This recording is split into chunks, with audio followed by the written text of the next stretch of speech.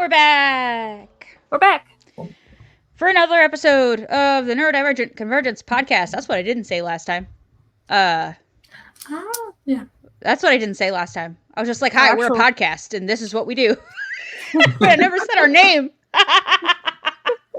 See, I told you. I knew it felt wrong. But yeah, we just squeezed that into 3 letters.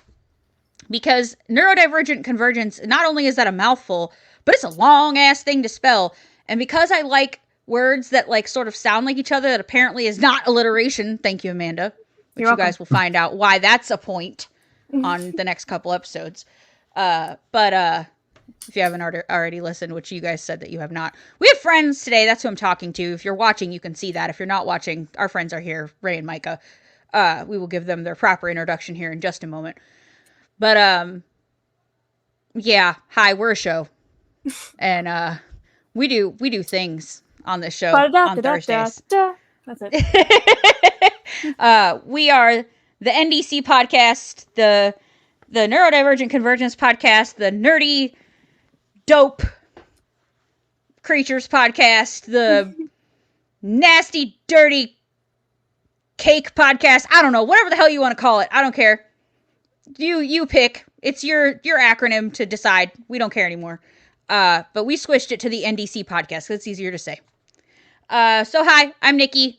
That's Amanda. Say hi, Amanda. Hi, Amanda. And these are our friends, Micah and Ray. Hi. Hi. Micah, if you're watching, is in the lovely Hawaiian-style shirt there. And Ray, their emotional support human, is in the Esprit shirt. So now you know who is who. They both go by they, them pronouns. So I will just always be using they when I can remember to do so, because sometimes my brain wants to default to binary pronouns, and that's a thing I'm unlearning. It's not something I do consciously to be a bad person. It's just something that was very ingrained in me from a very young age that I'm still working on changing. But I'm trying to stay very conscious of using they, them pronouns so that I'm not misgendering or offending people. It's very important. We don't do that shit here. Just basically don't be a dick. Yeah, just don't be a dick. And I'm not trying to be a dick. They know that. You can't identify as a dick, okay? Just stop. No. You can identify as most anything these days except for a dick. We will not allow it. We will not allow it. But anyway, yeah, hi, we're a podcast. We talk about neurodivergent shit and our experience with neurodivergent shit as 2 best friends on traveling this neurodivergent universe, or the neuroverse as we like to call it, together, because we are living in a neurotypical world and we are not neurotypical girls. Amanda. Yeah. What are we talking about today? Well, this is a follow-up episode to our last part, where we talked about where Micah had a good topic of basically what it's like in school, being undiagnosed. You know, we started last episode from what they call, like, you know, basically preschool, kindergarten, like up and through high school, secondary school, whatever you want to call it. And then now, so this episode we're going to focus on university, college. So that's usually what we're just going to dive into that, because that's kind of a meatier topic. So we kind of just want to focus on that one for this. Words. Yes, words that make sentences that go to paragraphs. I know English. Anyway, I know English very nicely. Sometimes. I am learning Danish now. And they're like, yes, terribly. But yes, you are learning Danish. Oh, you silly little American. Look at you trying. So cute. So cute. No, Danish is actually really hard to learn. Yeah, but I feel like I'm doing okay. I'm doing a lot of repeating, which is good for my brain. Duolingo, is that what you're doing? I am doing Duolingo. And you know what? Apparently, my oldest child told me that there are many memes that go around about Duolingo. That owl is vicious. That owl yeah. I'm now understanding. Because this owl has a fucking attitude, okay? He's like, practice now? He's like, in your... And how about now? I took a picture. I took a screenshot once, like, because I have like the widget on my phone, like the home screen of my phone. Oh, yes, that's what I have. But there's one. I know, because it's early in the morning. I did the lesson, and then he looks like happy after you do the lesson. Like the picture changes depending on what it is, but he was literally like facing away, but turned his head to look at me with his ass there, and I'm like, "Are you shitting me, duo?" Like, okay, what's going on I here? don't know if you can properly see this, but I'm going to try. This is his little face. Yeah, he's like now. So if you wait until like, that's my calendar. Hold on. Yeah, if you wait, I see it. But yeah, if you wait, look at his little face. Yeah, he's like obnoxious. Yeah. Hold on, let me turn my light off for a second. I don't think you can. Oh, that didn't help. No, because we have the autofocus turned off. He's so adorable in mine though, because it's like if you wait until like late at night, like I usually do mine around like there it is. That's he's like pulling his little eyeballs down, like oh my god, practice. Yeah, I've done it for 542 days in a row. 542 days. Nice. I'm on day 5. Yeah. I need to find you. 657. Nice. Yeah. I need to find all of you on there and get friends because I need friends. Oh, yeah, I need more friends. So we need to find each other on there. But yeah, so I'm learning. Yes, that was cute. It's like early in the morning. I did it yesterday, so he's like, "Get on with it today." Yeah. Yes, hurry up. If you wait until like 11:30 p.m. or something, he gets like he looks violent. Like he's like he looks like he is in hell. Like yes, yeah. Mm-hmm. And then the countdown starts. But I like to do mine like right before, like as I'm winding down for the day. I like to like lay in bed and do it. So like I generally will do it at nighttime as opposed to like always playing a game at night, which is nice because I'm like sort of replacing that time with like learning and like helping my brain calm down at the same time. And like I do want to eventually learn other languages. I definitely want to learn Italian. I definitely want to redo my Spanish education because I've lost most of it. I would say a good 90% of it I did not retain. I know enough to pick out words here and there, and that's about it. But I definitely just wanted to start with something I'd never seen before. I wanted to be like, okay, I've never seen a lick of Danish, never heard a lick of Danish. I want to see what, like, if I can do this, right? It was kind of like what if kind of situation. I've never really challenged myself in that way because I always tend to quit things quickly. I get frustrated and I'll quit. So like, but I feel like because this is gamified, it makes it easier for me to like retain it and learn it. I am still struggling with when to use in and et. In it, yes. Yes, it's hard to distinguish because they both mean very similar things. They mean the same thing. Yeah, they mean the same thing. It just depends on if it's I think I don't know the English word for common gender or non-gendered, but we have no clear rules if a noun is one or the other. So you just have to go by what sounds right. But at least when you learn, like, for example, en hund, a dog, you know dog is one you think en. Yes. So it's just get familiar with it. And then also, I think it's about 75% of the time it's en. And then sometimes it's just practice. I struggled with it when I was a small child. Then I myself. So it's like even dates sometimes like, but that makes no sense. Yeah. We don't have we don't have gendered nouns like Spanish. Yeah, we don't either. But like it's very difficult. With the type of letter it starts with, where here it makes no sense. Yeah, so like you don't say like en mor, en far, like that's a mom a mom and a dad, but you don't say en barn, which is a child, which I know I'm probably not pronouncing it perfectly, but like you say et barn, right? So, but it's literally means the same shit. So you'd say en mor, en far, et barn. So a mom and a dad have a child.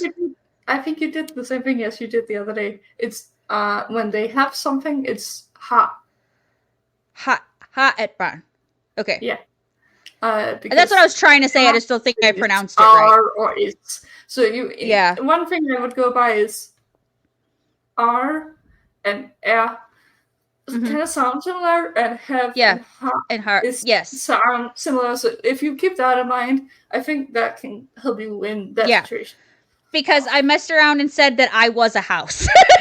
Yeah, exactly. I was like, I just feel like that's a good little suggestion from someone who's English. Yeah, that makes sense. That makes sense. Well, it's kind of like in Spanish, like pene and peñe. Like one, I'm mispronouncing because I don't remember how it's spelled. One is comb. One is penis. So it's penis, like right? Yeah. Or like anos, and años is years and anus. So gotta be careful. Penis is simple. Penis is just penis. Yeah. But we also have a funnier word for it. Mm-hmm. What is it? What is it? Spell it. Diller. Okay. Among other things. We also actually have quite a few names for them. Yeah, I bet. So do we. But okay, yeah. So that's what we're doing right now. I guess that's our bullshit section of today's episode. Talking about learning language. Yeah. It's still about learning stuff. Yeah, it's still about learning stuff. I'm genuinely enjoying it though. Like I really was worried that it would feel like a chore, and I didn't want it to. Like I wanted to enjoy it, desperately wanted to enjoy it. So the fact that I actually am and I want to learn is like, it makes me happy. It's like a little glimmer in my day when I get to start learning new words. And it's like, the only thing I don't love is I didn't pay for the premium, so I'm not getting a lot of practice actually speaking it. So like, I'm learning to read it, I'm learning to type it, but I'm not learning the proper, like I can say it out loud, but it sounds funny to do so. I don't know. So like, it would be different if I was like repeating it back to the thing and it was like, yes, you said that right. That way, if I need to change inflection that's why you're here. So like, I'm going to have to practice saying it, and then you guys are going to have to get back to me on how I'm saying things. A good way to also do it is watch shows and stuff in Danish and just have English subtitles, because then you at least, or when you get more comfortable also having Danish subtitles, but maybe starting out with the English subtitles so you know what's being said, but hearing the words. Yeah. We have a lot of good Danish shit. And also a lot of free stuff on a specific, I'm pretty sure she could access the code. I think so. Yeah. Like our main TV channel that is free for everyone. They have a lot of TV shows on there, and I feel like there's some baking stuff. I think they also have a bit of crime stuff. They have a shit ton of different stuff on their streaming service, and it's free. Otherwise, we have a really good streaming service for another TV channel we use a lot, which has a shit ton of crap stuff. Okay. Yeah, I can definitely do that. But yeah, I'm just really excited about it. So like, once I've gotten that language down, then I'll go, or down-ish, you know what I mean? And I feel comfortable with it, and I can at least, my goal is to be conversationally sound with it. Like, I want to be able to have a conversation with someone and like be able to get through a day and, you know, go to a store and complete a transaction and understand what the signage means when I'm traveling. Like, that's the goal, and be able to hold a conversation with someone, a basic conversation with someone in Danish, not be like fluent necessarily, although that would be fucking cool, but like enough to get through. Kind of like how, and I mean, what's your goal with your Spanish, Amanda? Like, what's your goal with that? Are you trying to be fluent? Yeah, because I mean, I took 4 years in high school and 1 year in college, but then obviously didn't really use it. I was able, when I was in Spain, I was able to like go into stores. Like, if I practice like what I want to say, like I was able to go into stores and like talk basic, like, oh, can I have this, or do you have this, or I need this, or blah blah. Or like, where's the bus stop, or donde está el baño? Like, where's the bathroom? Yeah, where's the bathroom? Yeah. Necesito una cerveza. I need a beer. Yeah. I need a beer. But yeah, I would like to be more fluent because we do have like a lot of Spanish speakers in my area. Not like an insane amount, but not like along the southern border. But we do have a good amount of Spanish speakers, so I would like to be able to do it. And like, you know, obviously Scott's fluent. He's a Spanish teacher, and then our friend Granger's fluent, or not quite as fluent as Scott, but he's fluent. That was like, I think that was his minor in college was Spanish, and so I would like to be able to. Don't necessarily need to be on the level of a Spanish teacher, but I'd like to be able to, like, if someone needed help in Spanish, I could help them. Yeah. What about you guys? What are you learning? I'm mostly learning German currently. Okay. As also back to the whole school thing, we can either do German or French as a third language in primary school. Cool. I did German. I don't think French actually got picked up at my school. I did that for 3 years, and I hadn't done it since. Actually, in my field, it's not entirely impossible that I would work with Germans, or need to be in contact with people in Germany. So being able to actually speak somewhat decently German would be good. So I still understand a shit ton of German when spoken at me, but I cannot respond. My brain going from German to Danish is good, but Danish to German is absolutely horrifying. Yeah. So that's kind of what I'm trying to fix. Then I started Korean a while ago. Okay. But have gotten really bad at doing that, so I probably need to start that. And also started Spanish along with Ray.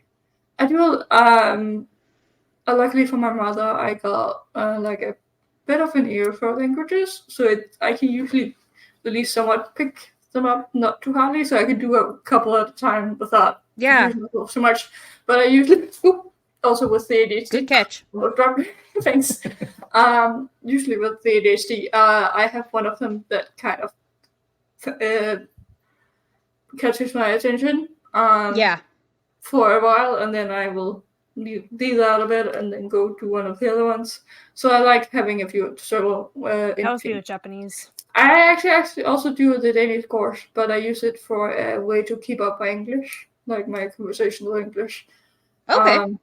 Because again, my whole master degree is in English, and it's not, again, unlikely I will be working with people who are not Danish. So to keep up my English, it's a great way. Especially because I've gotten so far, it's a lot of some of the sort of very high level stuff. Mm-hmm. And some of them is like, just say this in Danish or write this in Danish. And if they speak something Danish and you have to write down, like, that's a little frustrating because they don't actually have a Danish to English course. They only have an English to Danish course. So I'm taking the exact same course you are. Oh, okay. I finished it, so I'm at the daily practice stuff. Okay. Well, I guess you have 2 English speakers that could help you with that. So we can be helpful if you need to bounce the harder stuff off of us, I guess. But no, or if there's words that you don't... I think it was we started that. They've began to do it from, I think it's 3rd grade, and German for 5th grade now, which makes a lot of sense. But I think I've spoken English since I was in 5th grade. Okay. And I think by 6th or 7th grade, I was reading Harry Potter in English. Oh, I love that.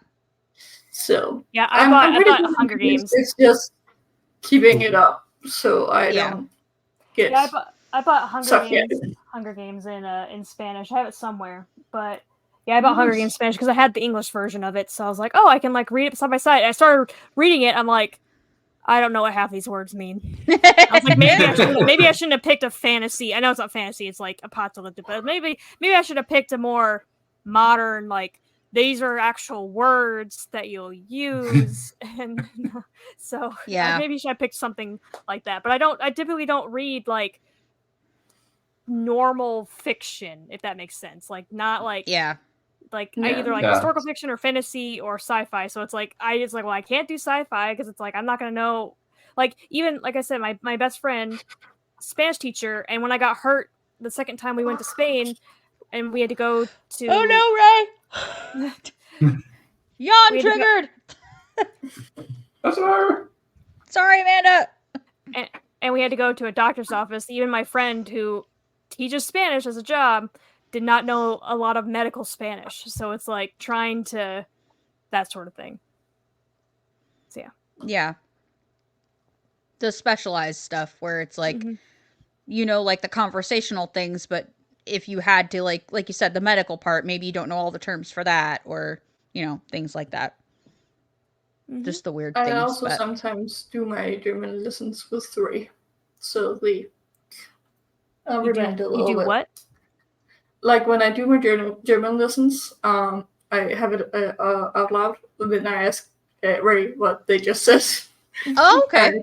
To kind of also help them remember some stuff. I'm often very clueless. Yes. I take a lot of screenshots. I take a lot of screenshots and send it to Scott and be like, I'd be like, why the hell did I get this wrong? Like, what's like this reads, this is the same. And he's like, it's a very arbitrary rule. I couldn't tell you why, but it's the rule. I'm like, okay, fine. That's the shit that's gonna trip me up, is like the weird rules that don't make sense. The thing I struggle with German is they have very gendered shit. Like every noun is gendered. It is female, male. Or non-neutral. Yeah, neutral, and it's so annoying. Because some of it makes sense, and then some of it is like, why is this thing male? And sometimes it just feels very some of it's like very misogynistic, I feel, or like that doesn't make sense. It's or like Spanish most okay, so like probably like 80 to 90% of words, like if it ends in A, it's a la. If it ends in O, it's an L. Like it's like but like mappa, like map is L mappa, not la mappa. It's a male noun. I'm like, but males don't ask for directions. What are you talking about? Why would they do this? Like I love that. I'm like, I don't understand. Oh, that's funny shit. All right, folks. We're going to have to cut this conversation. This was a big-ass tangent that...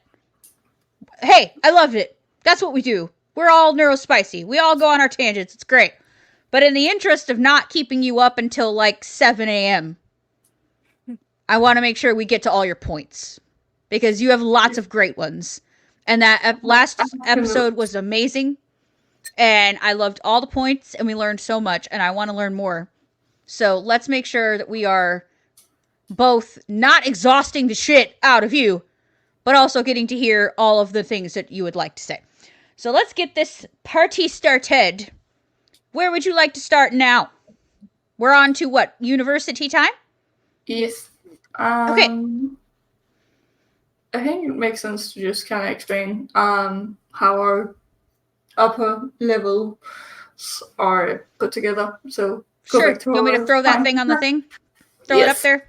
Do the thing? I'm just going to go over it real quickly. So we have our bachelor's programs, and then we have our professional bachelor's programs, so the bachelor program takes 3 years. It's like a bachelor program most other places.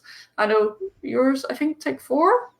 Yeah. You can do it in 3, but yeah, most take 4. Yeah.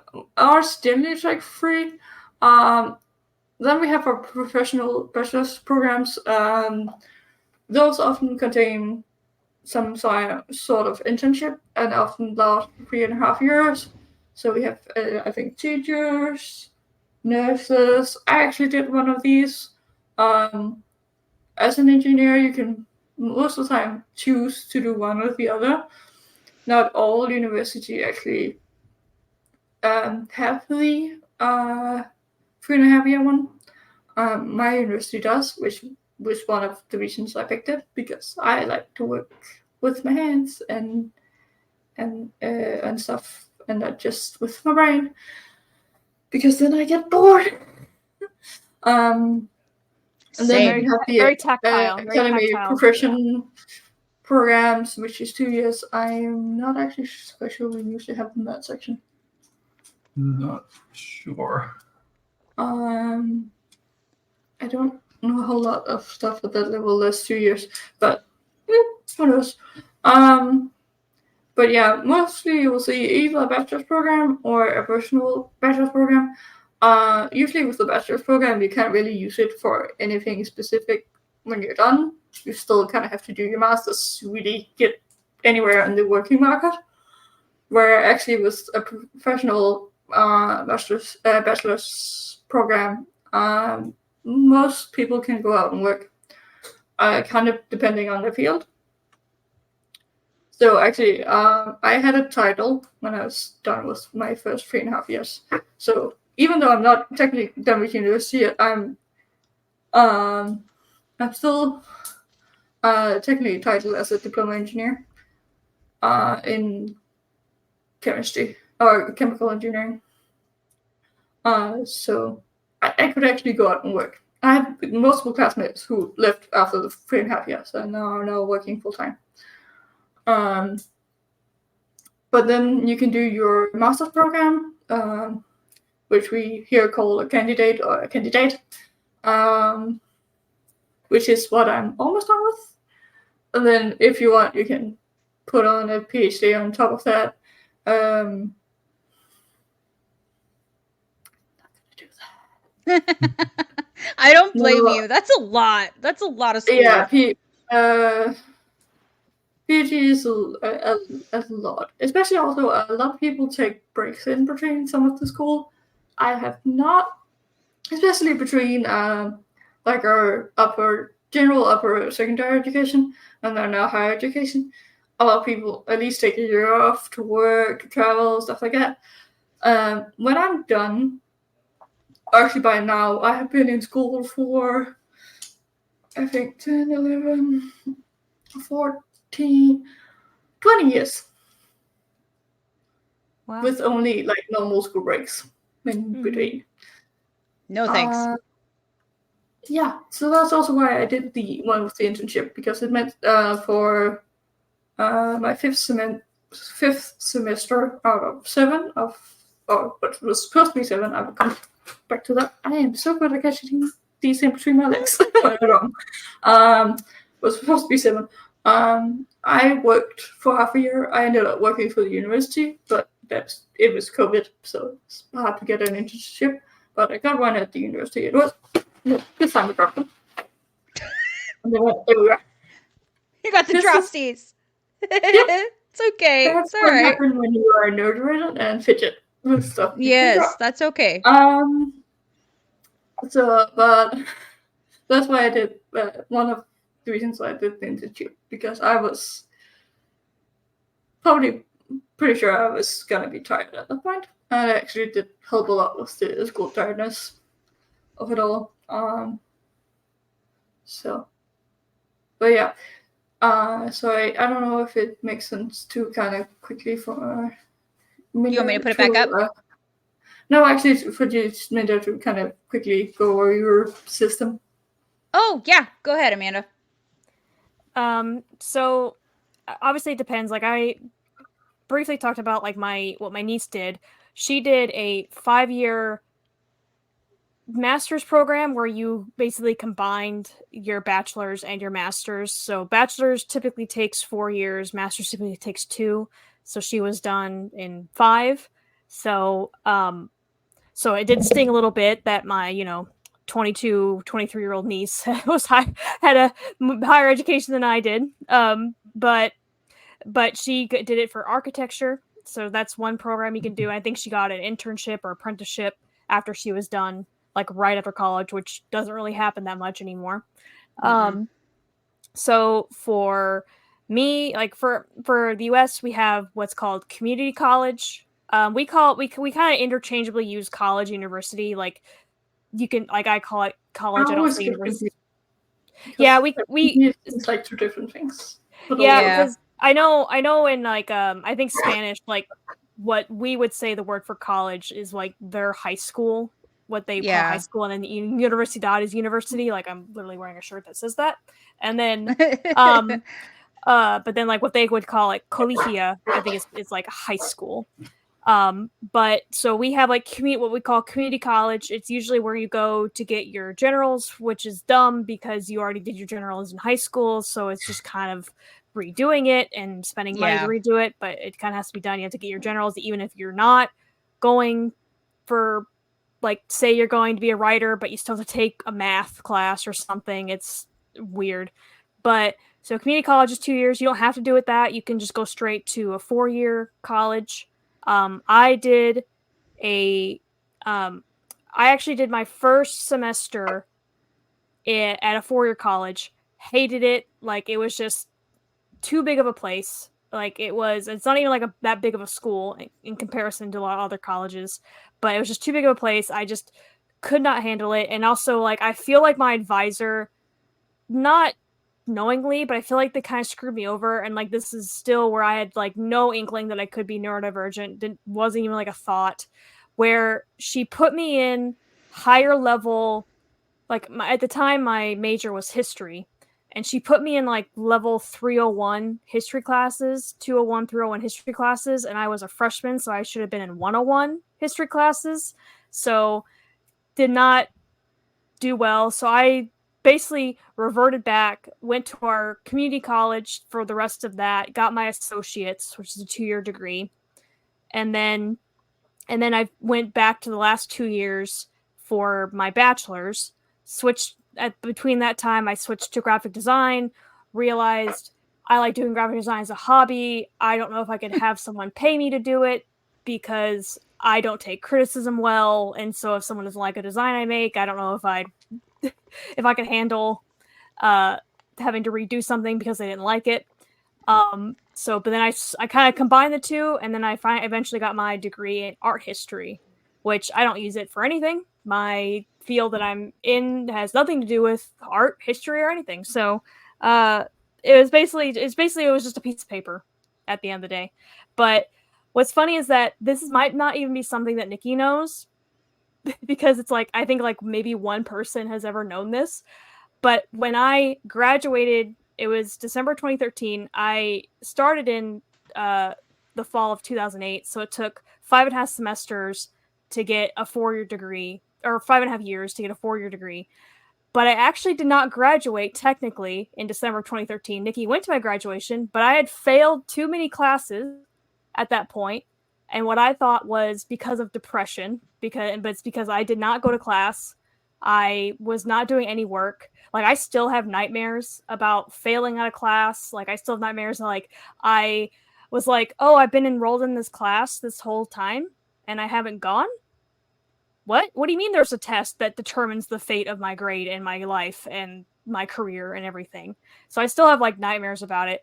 But I actually technically did not graduate until the summer after. So I didn't graduate until the summer of 2014. I did the graduation ceremony, but they did the graduation ceremonies before you got your grades. And even then I knew I was not passing, but I didn't like tell anybody. I don't think I did know that. No one knew. Like Scott didn't know. Wow. I think the only one that knew was my mom. And so she gave me a lot of shit. Like so I had to then pay out of pocket at least the summer. I had to like withdraw from college at one point because I could not handle it. I could not handle not necessarily the classroom work or anything, but just showing up, basically just showing up and doing the work. And so I definitely didn't graduate until the summer of 2014. I didn't do the graduation ceremony that time. I was like, well, I did the ceremony. I don't need to do it again. And so it took me 6 years and a summer semester to get a 4-year degree. So did I still have an inkling that I was neurodivergent? No, I just thought I was bad at life. So I just thought I was bad at life. I just thought depression got the better of me. I just thought I went from a small, medium high school to like a larger area to where I just couldn't handle the stress of it. So yeah, so basically associate's degree, bachelor's degree, master's, PhD. or what they call postgraduate. So that's how it works there, and that was my experience in college. Yeah. So we're kind of speaking into the whole get into more detail. Why? It's supposed to take me 5.5 years to be done with my master's. By the time I'm actually done, it's gonna have taken me 6.5. Mm-hmm. So I extended with the whole year in total. Each part was half a year. So in a single semester for various reasons, but in basically the same, but it came out in different ways. So I feel like for me it makes sense to kind of go through my entire first semester and semester where it makes sense, because a lot of different stuff happened. Yeah. And my neurodivergent played into it in a lot of different ways. So I feel like that's thesis, so I don't forget something. Mm-hmm. Yeah. And then I feel like, Amanda, if there's anything you feel like you can relate to or have a comment on, just interrupt me. And I don't like that, but you can just be like, hey, I have something to say. So that, if that works for everyone. Yeah, go. Absolutely. Yeah. So we have like a couple of introduction days when you start university to get you to know your classmates. Also the university, you get shown around by your tutors. It's like orientation. Stuff like that. Yeah, pretty much. And a part of that is also heavy drinking. It's just how it is. You are not forced to drink, of course, but it generally helps if you do. But up to that, I had been sick with kind of like the flu, but I was feeling better. Or at least I thought it was the flu. I was feeling better. I went out drinking. We had a pub crawl.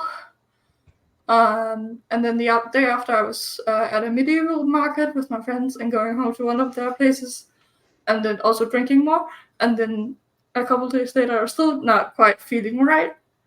So my mother forced me to go to the doctors, because as an adult, sometimes your mother still have to tell you, go to the doctor, you dumbass. Yeah. Right. Something is not right. So I go, we talk a bit back and forth, and she's like, she looks in my throat, because it was mostly throat stuff. And she's like, I have one thing I kind of want to test for. And my sister had mono at that point, and had really struggled for about half a year, where she was really sick for a long time, because she also managed to get pneumonia at the same time. So I had to get her groceries and her medicines and stuff. So I was like, oh no, is it mono? Is this what is happening to me while I just started university? And I also knew you shouldn't be drinking when you have mono, because it can make your liver explode. Oh wow. Yeah.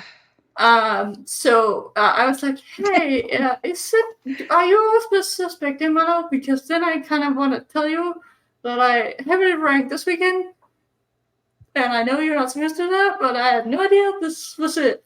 Mm-hmm. She's like, that's what I'm thinking. We can test for it and then take it from there. And if it is that, we will get some doctoral and check your liver numbers, because we need to keep an eye on that if you've been drinking. So I ended, and it indeed was mono. So I think for a month, every week, I was in getting my blood drawn to keep an eye on my liver numbers. Yeah. And luckily, my liver did not explode. But that meant we have like a cabin trip that you also go on, with full of fun and games, and also, again, a lot of drinking. And I was tired all the time because of the mono, and I couldn't drink. So I had a really bad social start, and also just dealing with courses where you are dealing with. I was pretty much sick with mono for that half year, my first full semester. I wasn't sick, but I was tired, and everything ached. So I was on painkiller, I think, until mid-October, and that was in the end of August I had been diagnosed. So for about at least 2 months, I was on the maximum amount of paracetamol and ibuprofen you're allowed to be on. Mm-hmm. And she was like, don't even think about taking them, just take them. I don't really like taking painkillers. I've gotten better at it because that whole experience was like, it's okay. You can just take them. Like, even if it's not hurting too bad, it will at some point. Just take them, and that's the only thing they can do for you when you have mono. They can't help any other way. Antibiotics don't work. Nothing works. The only thing they can do is pain manage. So I was pretty much stopped up the entire first two months of studies. And fell asleep in about half my classes if I actually showed up. No. So I also had to tell all my lecturers, and like, I sit fairly close to the board because otherwise I can't see. So it's very obvious when I'm sitting in first row and like, I didn't just snore as well, so it was just chaotic. So on that, combined with the neurospiciness, and then trying to get into the social circles that had formed by the first semester ending, also just by the cabin trip itself. I didn't do the social thing. I didn't do sororities or anything. Like I was a little loner in college. Group work in my in the degree I'm doing, and the further along we got, the more we're doing our own, picking our groups. So one thing I actually ended up starting with a lot, I always ended up in the groups that was kind of filled with whatever was left. And it was often not the people who put the same energy into their studies that I did. Hate that. So been there, done that. People in my course was already in groups with each other. And I really want to work with these people because I know they understand the subject, but they are already in a group. Luckily, I had like one classmate who kept kind of pulled me into stuff. And I'm still so grateful she did that because it still means I'm at least somewhat part of the social circle now, even. But yeah, that was like the introductory part of uni. Also, I think one thing though, my neurotypiness of that, the whole gifted child thing, the math I learned at gymnasium. Because I had a math teacher who's super nerdy and liked teaching us stuff, and I liked math, so I was really into it.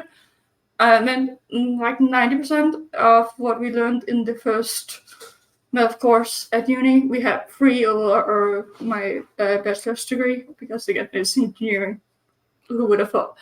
The first one was pretty much all covered by stuff I've already learned. Same with our introductory inorganic chemistry one. Not all of it was covered by stuff I already learned, but most of it was because I had a higher level than you necessarily have to get in. So I had to catch people up, and that meant I could actually follow on with the 4 courses I had that semester, because 2 of them I could basically read up on to the exam. Where the neurospiciness is actually sometimes really weird, because when I get stressed, I get productive. Yeah, same. The ADHD kicked in up. Oh yes, we need to hurry because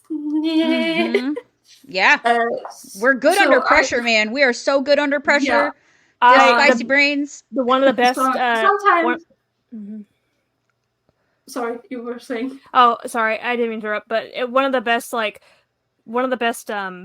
essays I ever wrote in college was I wrote it within 2 hours before I started the essay 2 hours before the class. Like, I was typing it in the computer lab, went to class, turned it in, got like a 95 on it. So proud moment of my life. I think the whole being able to cram a lot in a few days is probably why I gotten through my degree. But it is also, as I got further along, especially for 4th semester, when we hit COVID in my 4th semester. Fourth semester of uni, March of 2020. So we suddenly went with all our classes suddenly being at home in the middle of semester, which is really weird. especially because we had only gotten through half the lab work in one of our courses. And then he just had to decide, should we give you the data? Do you only want to do the report on the part you have covered? Or do we do that one? And also, generally, it's just not very exciting courses that semester. One of them was, I think, science free, pretty much. So pretty much why we. Sorry if you can hear my dog. It's okay. So pretty much how we separate theories and stuff like that was incredible. And also a production and management course. And it wasn't too bad, but we had to make our fake product in groups. And imagine having to do that over Zoom. I had so much group work over Zoom. I hated it with my entire being. I hate having to rely on other people. Like having to rely on other people for my grade. And also half of my lectures, I pretty much just woke up, sat up in bed, put my laptop up somewhere. So my note taking was abysmal that the rest of that semester, and it hasn't really recovered since then. I usually write 90% of my notes when I do repetition for the exam, which is not great. Which is something I will come back to. But yeah, that whole semester really fucked me up because it did not work with my neurospicy brain. I could not keep my focus when sitting at my laptop. So that was really hard. Luckily, that was the fourth semester. The fifth semester was the internship. So because it is a vital part of education, I was actually allowed to show up at the university where a lot of my classmates who were out at actual companies, they didn't get to show up for pretty much the first months. They were doing stuff at home. I think we were home for 1 or 2 weeks, me and the other intern. And then you were like, yeah, it's okay. You are one of the... At that was time where we were the only 2 people in the entire building we were in with our labs. Because they were like, it's important you 2 are here for your education, and one else can work from home. Yeah. Well, that's nice that they that they accommodated you in that way. So I had a half semester where a lot of time I was almost alone in the building, doing stuff, a lot of different projects. It was actually really fun. I ended up a lot of different stuff. I could also ended up working under one of my lecturers, who I then ended up doing my bachelor project for, because I was struggling to find one when I got to that, which is another thing. But the sixth semester was then just electives, so that was fun. I got to actually pick what I wanted, not where we have otherwise very set for my degree, very set courses we have to take.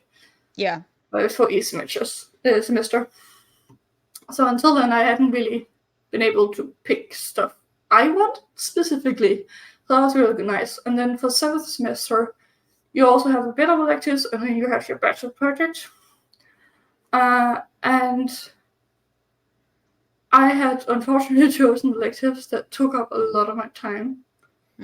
So with my neurodivergency, my autism tried to plan. It did not work. My ADHD disregarded the plan entirely. And I did not get anywhere near done enough for turn-in. I couldn't even turn it in. I hadn't written a word by the time. I was like, okay, I'm a few days off. I can't possibly actually write this in the time I have. My data isn't good. None of this is working. So my advisor ended up reaching out to me like, is it realistic you're going to turn in? I'm like, no, it's not. And before this, I had, I think I only have 1 or 2 re-exams in my bachelor degree, which at that time was actually pretty decent. At least, I think it was only actually 1. And that one was due to one, I just didn't understand the subject well enough. And the one, I actually think it was only 1. My brain is confused. I had one was due to a computer error, where my computer broke slightly before the exam. Both my mom's was older, and it could not deal with the surveillance program they have us use for cheating. They used to have us use for cheating. And the math program we had to use to actually do the calculations. So it buffered half the time of my 4-hour exam. Oh no. So it's like I couldn't even do the half, which is what you have to correct for passing. So it's like I knew when I left the exam, I'm like, this is definitely not it.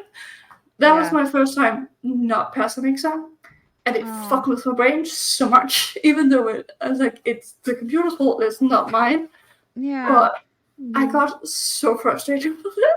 Yeah. But basically when I got to my bachelor's degree, that was the first time I had to make the active decision of I'm not going to turn in because I cannot. Yeah. As it is currently. So he helped me get in contact with our student advisor or advisors for studies and stuff, and helped me they sent me to the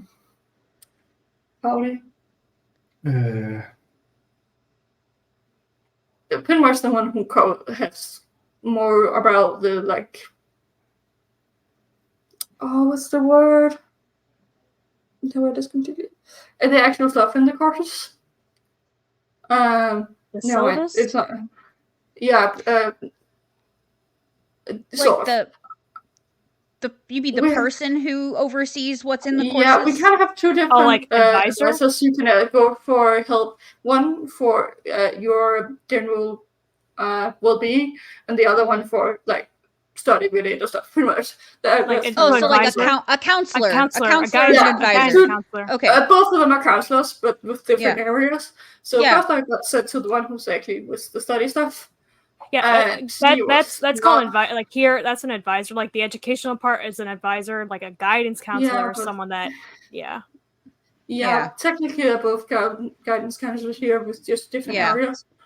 But pretty much she didn't help a lot at all. I didn't feel like I was met with understanding. She was like, "Oh, you can try and you can fail, of course." It was not good. And then I got asked to have a sit down with our a well-being, pretty much what I would say, well-being guidance counselor, where we sat down, we had a chat about what had actually reached this. The other one was really focused on me getting a doctor's note on. I've been sick a lot that semester due to stress. I get sick when I'm stressed. It lowers my immune system, and I get sick like that. So I've been sick a lot, but it was all small periods of sickness. So I hadn't gone to the doctor, so I couldn't get any documentation on being sick. And she really wanted that. So I was like, okay, I need to talk to the well-being person because this is not working. So I talked to her and I don't have a doctor's note. I can't get a doctor's note because most of the time I was only sick for a few days, and I hadn't realized how much it would have made sense to actually go to my doctor every time it happened. Yeah.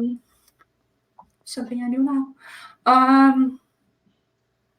So what can we do? Is there anything I can do? Do I have to pick a new topic and we do it entirely? And she was like, actually, because it was before the deadline, she was like, if you turn in a blank slate, you can decide to turn in blank. You can, without issue, continue what you're doing with the same setup and everything. You just have to add on to it, of course. But since you haven't turned anything in, it won't be a turn-in of the same material when you do it again. So it's like, okay, that is what I needed to know, because, okay, I can do another semester, I can deal with that. And also, if I do that, I could turn in blank, let that rest completely, go to my exams in the other two courses, my elective. Those I did. And then I had a semester where I only had 2/3 of a normal course load, which is how much the bachelor project filled, and I could focus on that entirely. And I ended up getting out with a 7. My report was lacking in some ways. Again, I ended up writing it very last minute. I think I wrote 13 pages in 3 days. Ray can attest to that because they were at that point, we were together and they saw the chaos. They are one of the reasons I managed to get through it. Because I cried a lot in those 3 days. And I was like, I'm never gonna let this happen again. Not entirely the same thing happened when I did my master thesis, but it was not much better. But yeah, so that was basically for just my bachelor's degree. So it really started to kick in at the end of my bachelor's degree that stuff was not stopping well. And my sister had been diagnosed by then. And I was like, oh, this I should really get my diagnosis, but I didn't feel like I had the time to start the whole process. I wasn't sure how quick I could get in, how the whole process would be like. I was stressed out of my mind at that point. So for anyone who don't know, I am currently waiting for an appointment next year in April to have my first appointment about getting diagnosed, or at least checked for ADHD. And it's earlier than got that appointment back in January, and that's actually not a long wait time because it's usually 3 years. So I'm actually quite fortunate of only having to wait about a year and a half. But that's a whole story for later. So I don't know if you want to speak into that before I start on the whole master degree thing.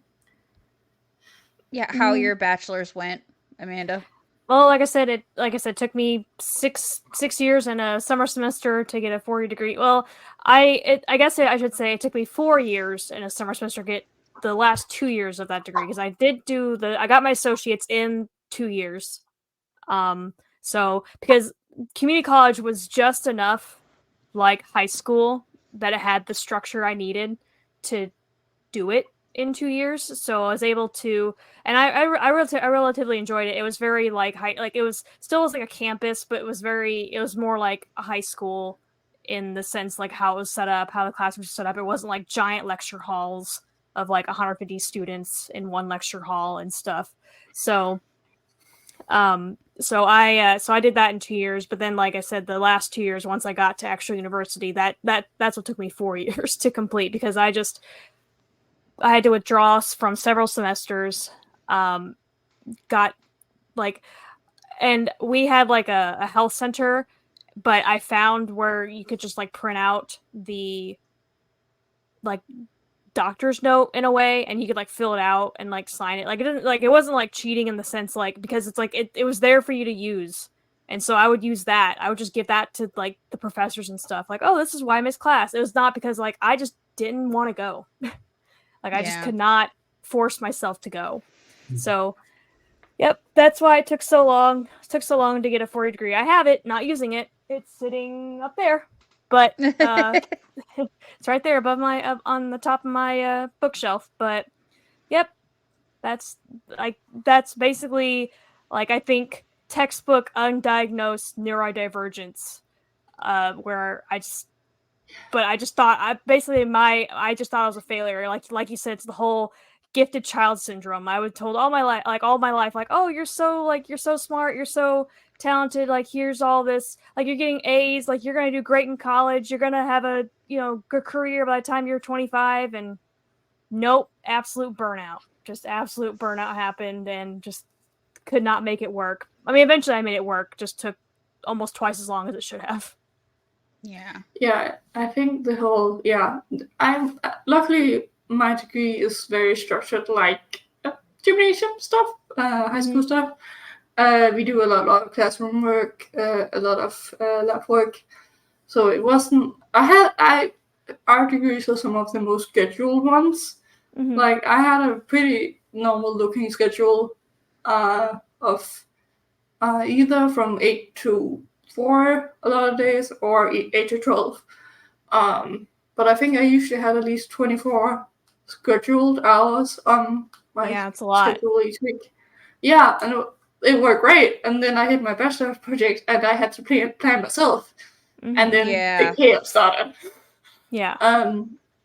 So I definitely, that's also why I've, after then that point, started.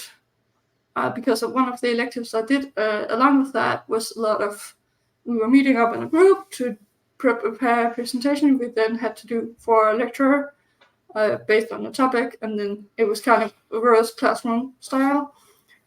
So that didn't really have a stuck planning, which just made the whole situation harder.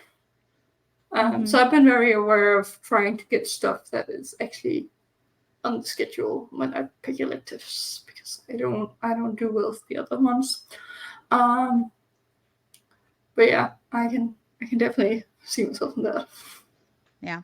And I didn't finish anything I ever started. That's why I'm not talking in these episodes. Well, I didn't even get through a whole semester of junior college, so which is basically high school light. Because you did like I know of massage therapy and cosmetology. I never got to the cosmetology program because I had to take. So annoying. I had to take like all these classes before I could just take the cosmetology. Like, had I just been able to start the cosmetology program and didn't also need to have like two remedial math classes that weren't going to give me any credits whatsoever, plus then the regular math class I needed, plus then extra English classes and all this other, had I not had all that barrier to the fucking program I wanted, I'd be a cosmetologist already, right? But like, and then the massage therapy thing, I enjoyed it so much in the beginning, and I truly thought I was going to finish that. But then when we got to the actual like hands-on part of it, where I had to start touching people, I didn't like touching people. I learned that real fast. I liked the learning about the body and learning about the muscles and the bone structures. Concepts, but not the practice. Yes. I liked all of that, and I liked that if there was a specific issue on someone, I could help them with that, and like I knew what muscle to press on and what to relax, and I loved that part of it because it was a problem solving. I was looking at it, like I can solve problems with this because now I know what these things, where they are and what they relax and all these things. But then when I had to touch my first naked elderly person who had just had a bunch of moles burnt off their back and still came in for the massage, I was like, no, I won't be finishing this. Nope, I'm done. I can't do this. I can't do this part. I will gladly help with like sports massage. I think I'd be great at that. Like athletes, like working with athletes and shit, that not just men, I like them both. So like, did I just out myself on the podcast? Oh shit! I just outed myself on the podcast. Surprise, I'm bi. But anyway, yeah, cut. No, it's fine. I don't care. But yeah, surprise. I like them both. But anyway, I would feel like I'd be really good in that aspect of it. But I just don't want to touch someone to touch. I don't want to do relaxation massage. Like I want to problem solve for you, and I don't want to touch old people with their moles that got burnt off their back, and then when you're rubbing them, you're rubbing the scabs off their back, and like, no, thank you. Anyway, that's my 2 cents. Carry on. Nice. Or something. But no, actually coming back to the whole raid part. So we got together. We learned. We got to know each other while I was pretty much the entire time I was doing my first try. That we were kind of in the periphery of each other, but wasn't talking much. But pretty much when I started my second try was also when I ran into the trouble in the server and started talking to Ray. So a large majority of my second try, I had Ray to also keep me sane, along with my best friend, who also is a large part of why I got through it. So she also, like, I got to bring 2 people to my graduation, and I fully said to my mom, I'm like, is it okay? It is not you, but my partner and my best friend, because they are definitely the reason I got here. And she's like, of course. And my sister was a little sad, but she was like, sure. I love that. But yeah, so they got to be at my graduation. So That's technically, I great. haven't had a graduation. I will have another one in January, hopefully. Nice. Yay! So You're almost there. Yeah. You got this. Half a year. You got this. It's the final countdown. So, but yeah, they definitely kept me sane the second time. I actually got to vent a lot more about what was frustrating me. The Yeah, support system's helpful. It's helpful to have the right support system. It helped so much. Yeah. So I got through with a 7, which I think is like You have the thingy open. Huh? I the thing. The thing. Yeah, Do you want me to open it? No, we're talking grades. Not so I think I got a 7, which I think is an American B or somewhere around there. So or like 7 out of what? Scale is 7 out of 10 or I'm just gonna find our grade scale because it's really hard to understand if you don't. We have a weird grade scale, but it's better than the old grade scale, which was really weird. To be fair, we do A, B, C, D, and F. Why there's no E? Yeah, there's no E. Couldn't tell you. Yeah. I'm just gonna copy this image. And then the plus failure. And there's like A+, A-, like D-, and then we have a term. We have a term called C's get degrees. Like basically just you have to try. Yeah, we have that with twos get degrees. Because twos are passing grade.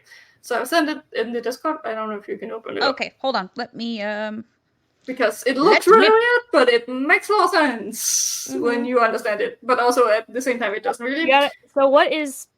This is kind of not random, but it's like, so what is your thesis on? Like you said, you're working on your what is the thesis on? Which one of them? My bachelor degree. I thought you said you were working on a thesis. I finished. I passed that one. I'm gonna talk about it. But I can kind of tell you what it's about. What he's trying to. So in simple words, we are currently, as we say in English, please, in English. Yeah. In dum dum. We're using something called peat. Yeah. Which is pretty much bog, like moss. Yeah, like what you find in the swamp. Yeah. Bog. We use that in growth media in industrial greenhouses for a lot of potted stuff. Mm-hmm. And peat is in itself not necessarily bad, but the issue is that peatlands where there are natural carbon sinks, so they are a large part of, and they can take up a lot of carbon. CO2 actually. I mean, so we really need them if we want to avoid temperature spikes and global warming. Yeah. You know. So we really don't want to pretty much, because when you take out the peat, you drain the entire area. And then it won't work as a carbon sink anymore. So it's not great. So we are looking at alternatives to peat, and the group I work with are looking at biochar. It's biochar group in general, so they look at biochar for different reasons.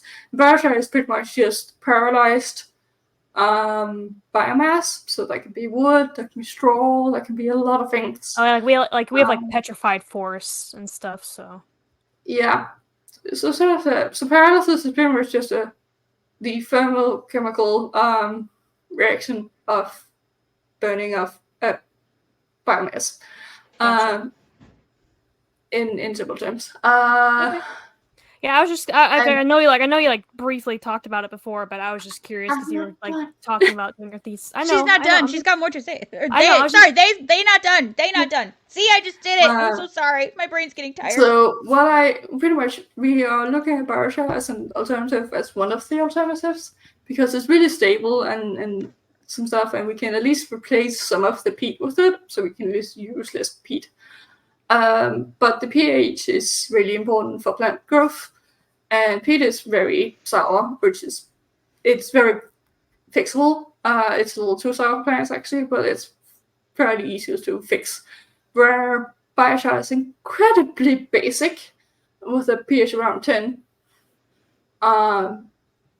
which is not good for plants because they want about 5 pH levels. Yeah. So we have to use quite a lot of peat to bring that pH down. So what I looked into was actually another student had before me tried washing it with the acid afterwards, but had to use a lot of post-washing with water for it to not contain acid at the end, but still had a significant drop in the pH. And it's still not a great pH drop for what we were trying to use it for.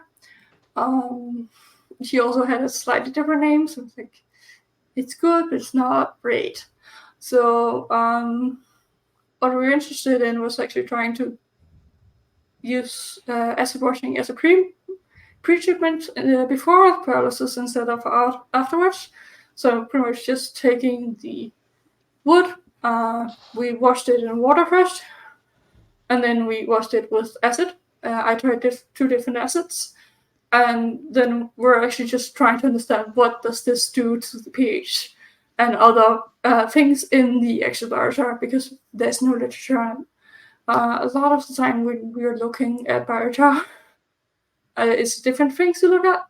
And then if it's pH and stuff like that we're looking at, we're usually looking at bio oil, which is another product of the process, but it's used for something completely different. So we usually don't actually get the data on the biochar. So it's very much an area where there's no literature, and it's a lot of people want to know it, but it seems so simple that no one really just thought about actually doing something with it. So I did. Okay. So this is kind of like almost like a groundbreaking thing. So like you're creating possible future literature on this because it's not something that anyone cared to deal with. I did my thesis, and the advisor I'm working with, or work with, and the postdoc I work with are currently working on an article based on a large part of it based on the laboratory work I did. That's awesome. With some experiments added to kind of fill out the history of it. But yeah, and they will be crediting me somewhat, at least for the laboratory work I've used. They have used.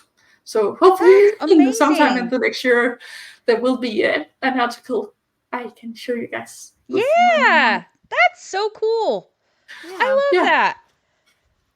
See, so, that's a damn that's some problem solving right there. That's amazing. Yeah, I got a 10 on it. I defended it on the 20th of June, defended it on the 4th of June, my actual thesis, and defended on 20th, got a 10, which is pretty much an A. There's a few things I could have done added to it, and especially in my presentation. There was a few things they wanted some more stuff on. But otherwise, I would have gotten... But I got an A, which is very nice. So let's show... I have that up. Let's show everyone what that grade scale is real quick. Yeah. So our grade scales go from -3, which a lot of people find funky, so we have a negative number in there. But from -3 to 12, and from 2 to 12 is passing grades, and 0 and -3 is failing grades. Mm-hmm. Gotcha. Okay. So yeah, so I got like A minus this time. He said it was pretty good 10, so I'm probably leaning more to get towards an A than an A minus. They have very few comments on my report, especially, so that was nice.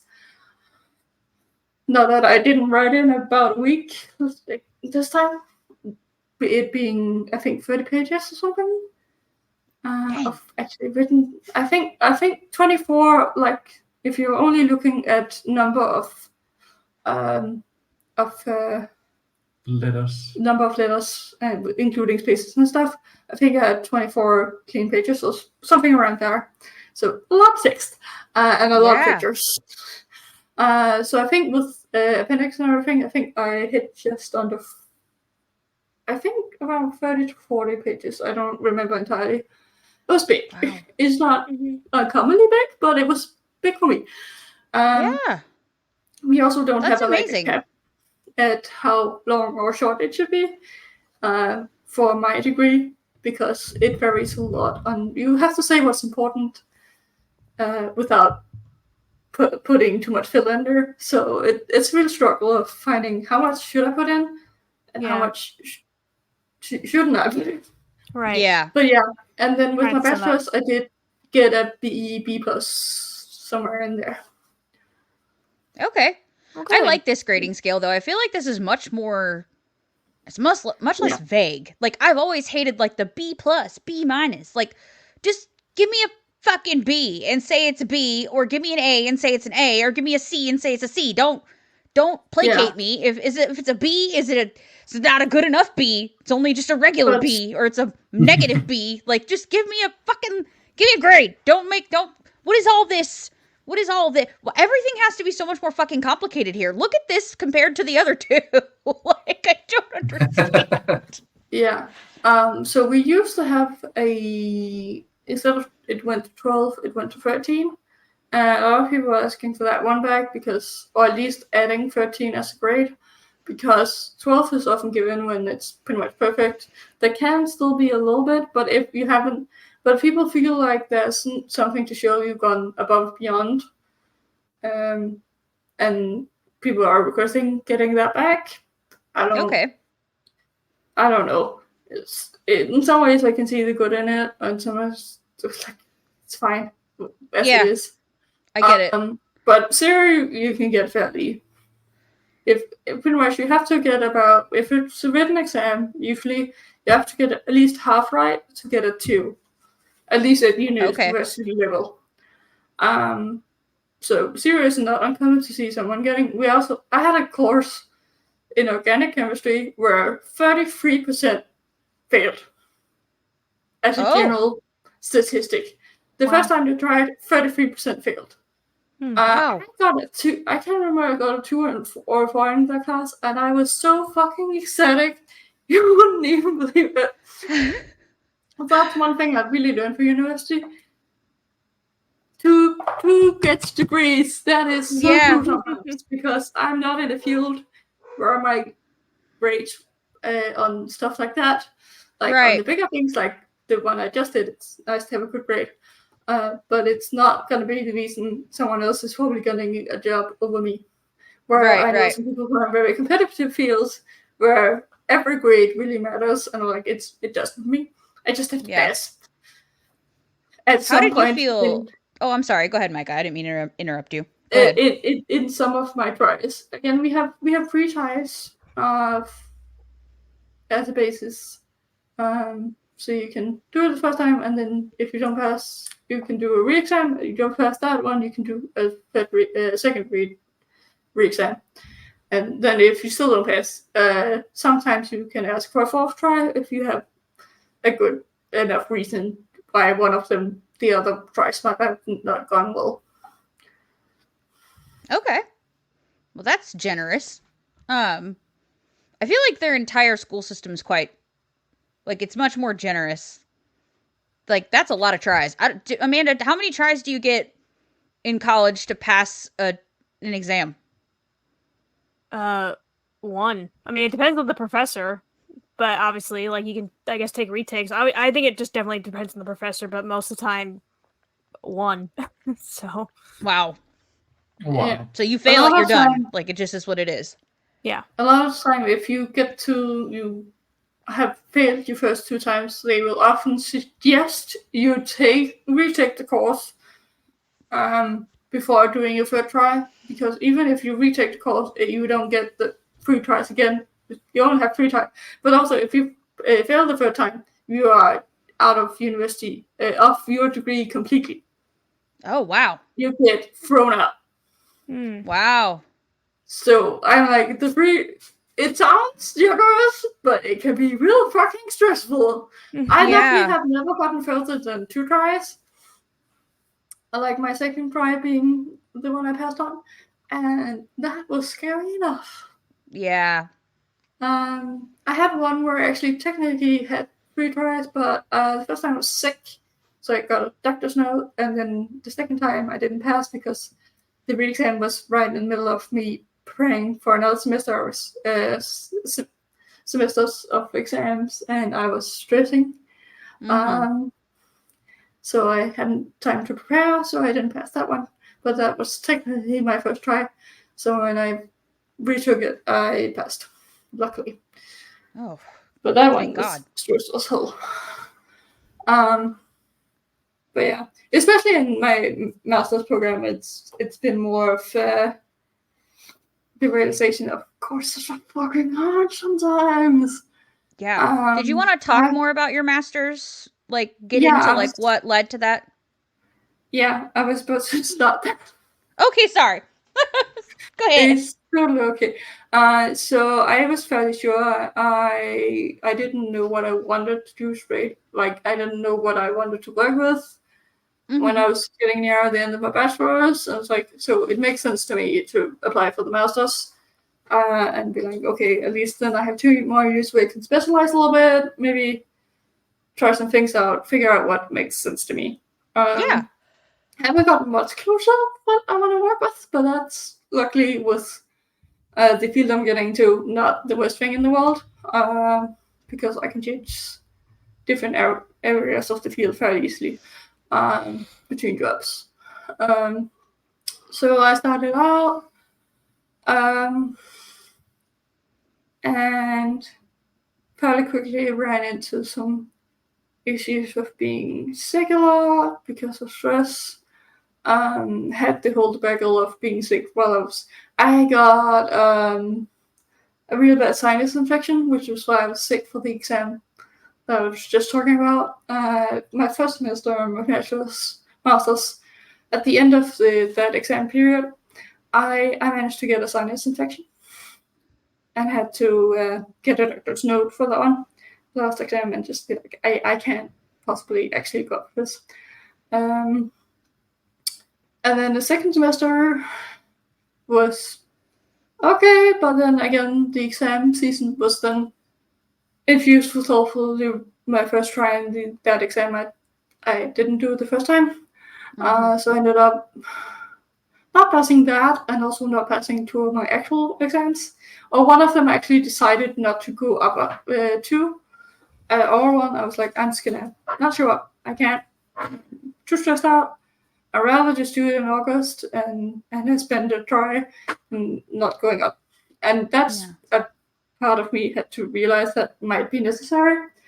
And that was in May last year.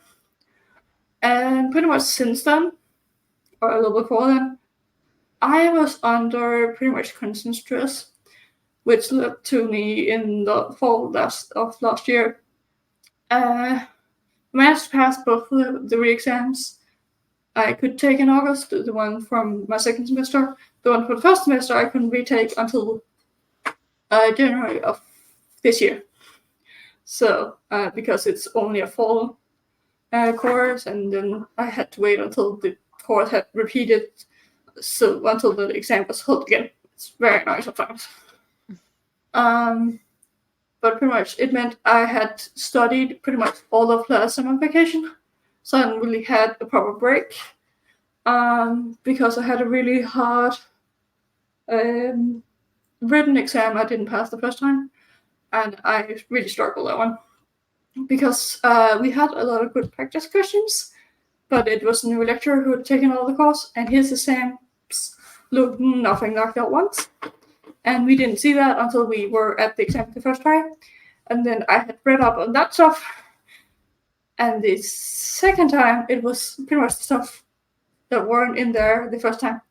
So luckily I got through it with passing grade, but I was so close to not passing the second time because you pretty much had taken half of the course in the first exam and then taken the other half in the re-exam. So it's mostly told me stuff of how he, again, worded the assignments and stuff, which were horrible. I hated it so much. But then I came into my first semester, and I unfortunately had chosen 2 courses that overlapped on Mondays. So I had a course that was the entirety of Monday, with lab stuff, and then one that had a lecture on Mondays and a lecture on Wednesdays in the mornings from 8 to 12. And I had to skip every other lecture in that course because I had to be at a lab stuff. It was mandatory.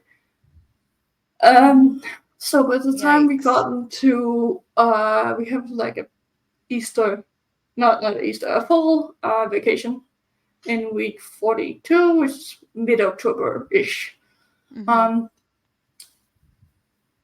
I was running on fumes. I hadn't really understood much of the course. I was missing a lot of. My group mates in that one was pissed at me because I was missing a lot and had a hard time helping them in the reports we were doing about the lab stuff. And then at one point I got sick again. I was sick a lot, again, due to stress. And one of them just flipped out on me over text, and he was like, "This is enough. I don't want to do this anymore. You gotta deal with this shit." I don't. I get the reaction, but it was just very not a nice way of responding. Gosh. Yeah. Because he pretty much, I feel like he called me lazy. Yeah. In so many ways, because I hadn't really explained how much it was actually affecting me, the stress. I hadn't been clear in my communication, sadly, but it was incredible because he didn't believe I was sick, basically, at that point. So I had a major breakdown at home. Ray was with me, luckily it was over the vacation, or the end of vacation. About the end, I think. Yeah, I think I spent half an hour crying. Just completely broken down. I ended up writing to our student guidance captain and being like, "Can I have a chat? I need to know what are my options." And I also wrote to our lecturer and also my group. I'm like, I understand. I'm trying to figure out a solution. I was also in a group with them in another course, and they were like, he said he didn't want to carry me anymore, which I feel like was a rude way of vocalizing it. Okay. Fuck him. And we were about to start a project in the other course. So it's like I had about half a week to find a new group in the other course. I was like, that's fair enough. I will try my best to find another group. I did. Luckily, a group were only 2 people, and they could be up to 3 people. So I was like, hey, it was mixed class between chemical engineers and mechanical engineers. So it was like, and we were really supposed to mix, but I was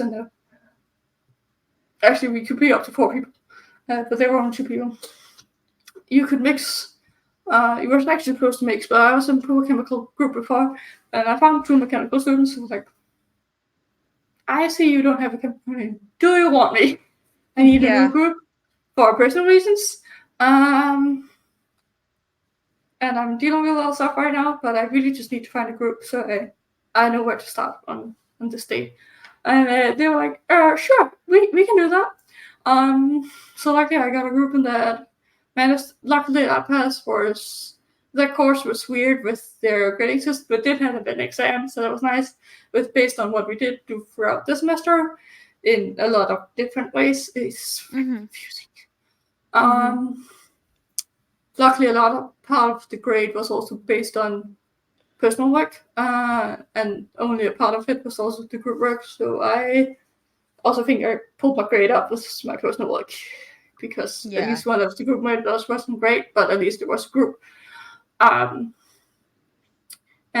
I managed to talk to a student guidance counselor and be like, I don't know what to do. I feel like I'm about to break down. And she suggested I talk to my doctor, so I did. And couldn't go into my regular doctor. She couldn't take me a moment's notice, and I really needed a doctor's note to do anything in the course, or to do anything about the course I was currently struggling with. So I got into, we had like not a student doctor, but she's done with her studies, but she's still learning some stuff before she can practice by herself.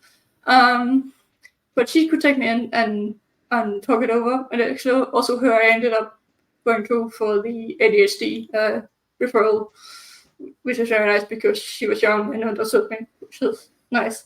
So we talked back and forth, and we were like, okay, I am definitely stressed. She didn't want to write stress because she was like, I actually have no right to know what is wrong. More specifically, for this type of doctor's note, that's things finding great. But she was like, I will write as I see it. We were talking about sleep. I wasn't sleeping. I think some nights I barely slept half an hour. Some nights, if I'm lucky, I got 2 or 3 hours of sleep. But that was pretty much max I was getting. I was utterly exhausted. She really said to my face, "You don't look good." Like I had, my eyes had dark rings, everything. I was really not doing great. She was like, "I'm gonna write, but if you don't go down to part-time studying, it's gonna affect your general health, and that should be enough." And it was. Yeah. And I got unassigned to the course. I think it's the right word. So in the university's eyes, I have never taken the course before. No. So I haven't used an exam try on that whole debacle. So in the middle of semester, I suddenly went down to only having 3 courses instead of 4. I focused on those 3, managed to get through it. It's still a struggle, but I got through them. I did have one exam I ended up getting, but I got that. I had that just a little before I turned in my thesis, and that also worked out. It didn't go. It went. I think it went decently. Yeah. I think I got a 4. Yeah. Yeah, something like that. It wasn't great. It wasn't bad. It was decent. Not as you passed. Oh right, yeah, I got a 4 because I also got a 4 in the other part of that package, which really was courses I shouldn't have been taking because there were 2 biotechnology based. So I was the only chemical engineer in those courses, and I struggled with lot. Hey, but you made it. You passed. Yeah, so I passed. I'm gonna pause us for a second. Sorry, I'm gonna pause us for just a second. My internet is not being nice. So give me just a second. I'm gonna pause the recording and I'm gonna turn my VPN off and see if that helps. Because everyone's being really laggy and I know it's my internet. So give me just a second. Okay. Okay, we're good. You can restart now. Where was I? Oh, right, I passed. So that was good. So I, on top of the whole debacle of stress and everything, I was trying to find a project to do for my thesis because I had to do that during that semester. So it's closing to the end of the semester. The deadline of turning my project description in was getting close. So I think I had one night where I kind of panicked and wrote out to I think 8 different professors and be like, hey, we have a PDF of projects they're doing. I'm like, hey, I see that you have this one. I find that interesting. I could also do one of the other ones. I need something quick because due to personal reason, I'm really behind on my applications. And actually, a lot of them answered within the next 24 hours. I think by the morning, I had 3 or 4 replies. And by the afternoon, I had replies from 6. I think I ended up meeting with 3 or 4 of them. My actual advisor, the one I ended up picking, I think he was the second one I met up with. I think. And I was like, I think I ended up meeting up with 3 people. The first one I met up was really interesting, I wasn't entirely sure it was my thing. And then I met up with my advisor, and he was just so enthusiastic about what he does. He has worked with biochar for so long, and he is he's the sweetest British guy I've ever met. Not that British guys are bad, but he was just he's so enthusiastic about everything. He does also help that he actually spoke proper English, because I've also run into that issue sometimes with some of the professors at uni. It is what it is when you have a lot of different languages there, and some of the languages aren't great. So he was really enthusiastic and was like, I have this project, could also do something else, but this is something he really wanted to have looked into. Like, I found it quite interesting, because I find sustainability really interesting, and I like that it had some clearer borders to what are we working towards. I had some autonomy in it, but it wasn't too out there, and a lot of the methods were already somewhat defined. So I didn't have that much of that kind of stuff to do. He did say that I will probably struggle with literature search, but like, I can deal with that. I just need something that's more defined than a lot of the other stuff. So it's like, that sounds really interesting. I have one more meeting, and I will come back to it, but currently I'm really excited about this. And I called my mom when I left and told her, like, he's so enthusiastic about it. It definitely rubbed off on me. I was like, this sounds really interesting. It's just like, it definitely sounds like what you want to choose, but again, it makes sense to take the last meeting, especially because that was a lecture I had before, and he does a lot of cool stuff. It's not that. It was just not really for me what he was currently trying to have people look into. So I think my headphones died. Did your headphones die? Oh no, it's not. It hasn't died yet, but it started beeping. But we have other ones we can change to, so it's fine.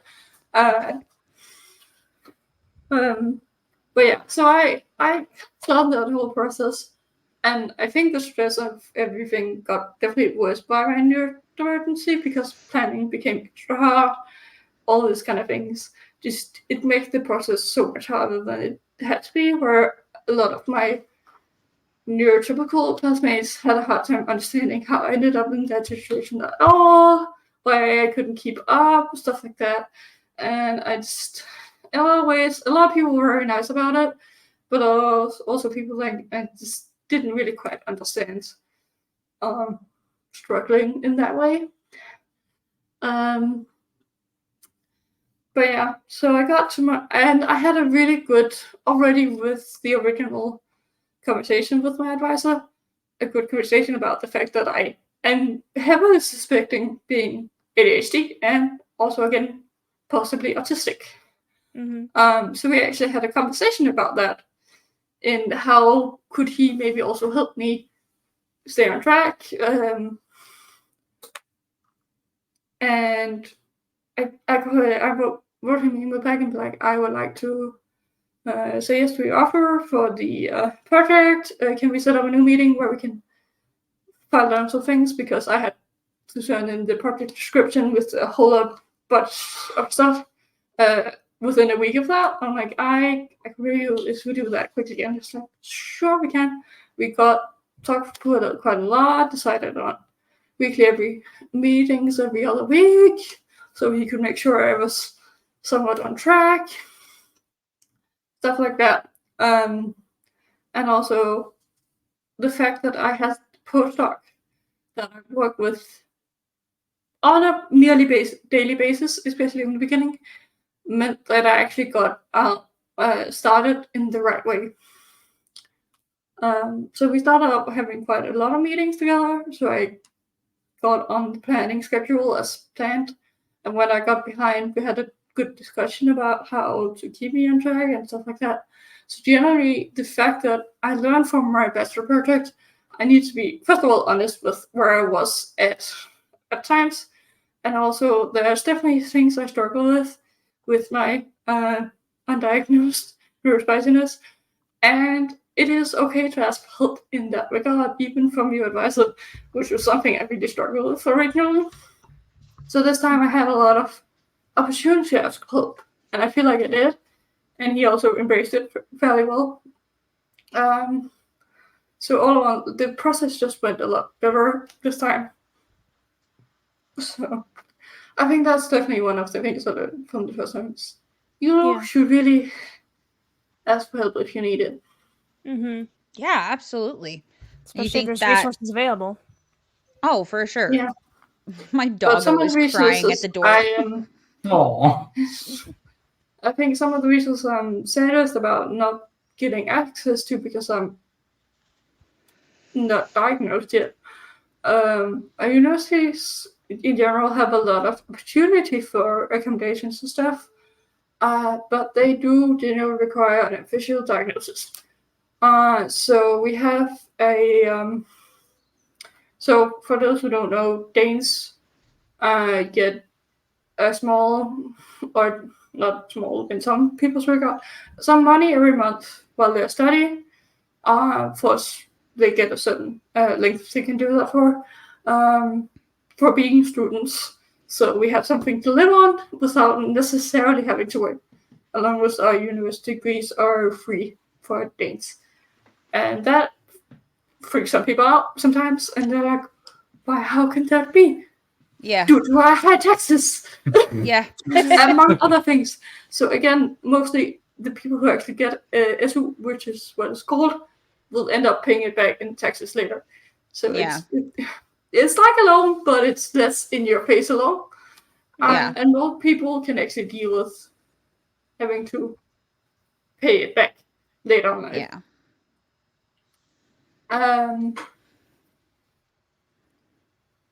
You can Sorry, get I'm just telling my husband they can let the dog in. Sorry. That's totally okay. She's like you can get crying at the door. It's fun. You can get about twice as much paid out if they deem that your functionality has been lowered enough that you realistically would damage your studying by working next to your studying due to some official diagnosis like ADHD, dyslexia, a lot of different handicaps, and other disabilities. There's a lot of stuff that can trigger that one. So my sister got that for a while after she got diagnosed. It did help a lot. I did not because, again, undiagnosed. So currently I'm fairly dead. Luckily, I also don't have the highest interest, and I have a pretty good amount of time to pay it off, and I don't have to start paying it off until I think we just realized I don't have to start paying it off until 2027. Yeah. Mm-hmm. I think it's 10 years after you first started. I started my writing up with it back when I was in gymnasium, because that's when I started living on my own and not having enough money to live, and also being able to just have a smidge of fun once in a while. And I am on the path for a very decently paying job. Semi-high paying job. So like I should be fine paying it off if everything goes well. So I've always been told it's worth taking the loan, so you don't have to think about every penny of your monthly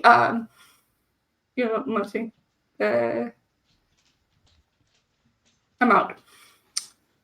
So, but that thing is something I feel like would help me a lot more, because there were times where I tried working next to it, and I have also been a student teacher for several semesters.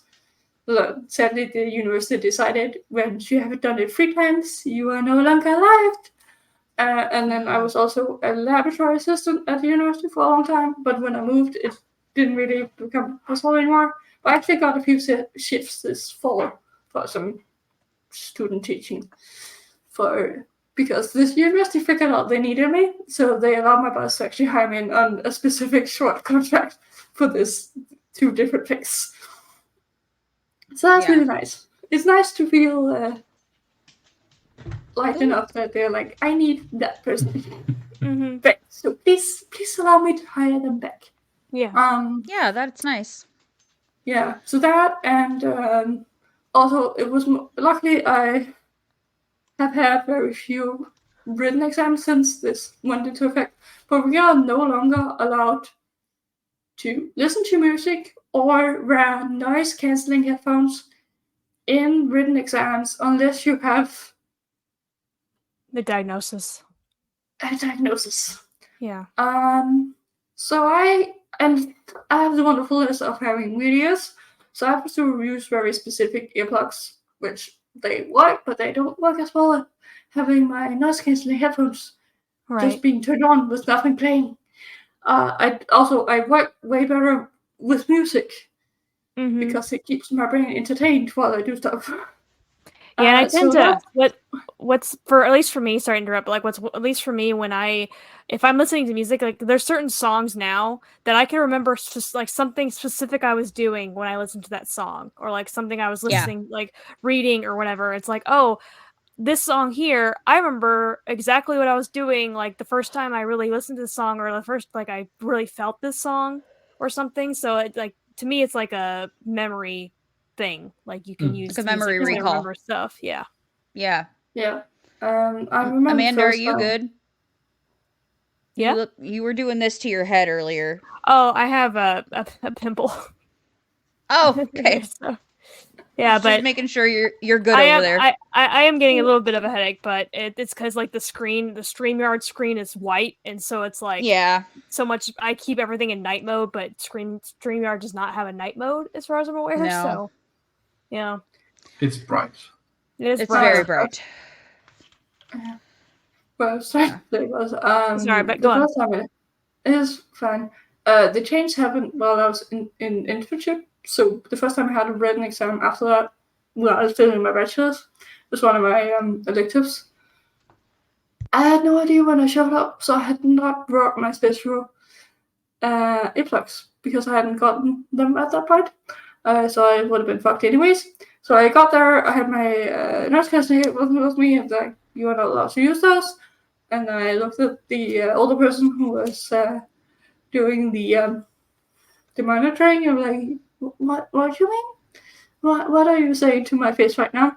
And I had a more breakdown before my exam started. Look, I luckily get there super early because stuff never goes right when I'm trying to do stuff. So it's like, what do you mean? I can't use it? I can't focus for shit if I can hear other people, and I can't use. Then they were like, we can offer you some like the typical foamy earplugs. I can't get those in my ear. I can't pull them thin enough. They pop right back out. I was like, I can't use those. This is not an option. I have no idea what I'm about to do. And they were like, okay, we have one smaller room for the people who are dyslexics and need more time, but they had a few extra spots in there.